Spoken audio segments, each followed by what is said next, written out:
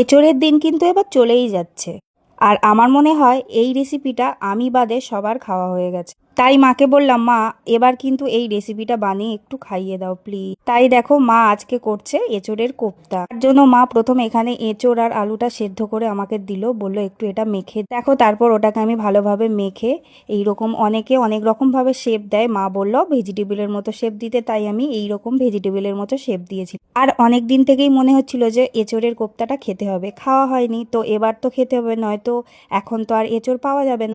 আর আমি ভিডিও প্রায় অনেক দিন পর দিচ্ছি, কারণ অনেক দিন হয়ে গেল ভিডিও করা হয়নি। আর ননির যেহেতু শরীরটা খারাপ ছিল, তাই আমারও বেশ মনটা ভালো লাগেনি, তাই কোনো ভিডিও শ্যুটও করিনি। আর আজকে মনে হলো যে একটু ভিডিও তোমাদেরকে শেয়ার করি, আর তার জন্য দেখো এখানে কথা বলতে বলতে তোমাদের সাথে দেখো এখানে কোপ্তা কারি তো প্রায় রেডি হয়ে গেছে। আর বাড়িতে যা কিছু স্পেশাল রান্না হোক না কেন, মা কিন্তু আমাকে দেবেই টেস্ট করার জন্য। আর এদিকে আমি টেস্ট করে মাকে বললাম, মা দারুণ হয়েছে, খুবই সুন্দর হয়েছে, আর মায়ের হাতের রান্না তো স্পেশালি খুব ভালোই হয়। So tata.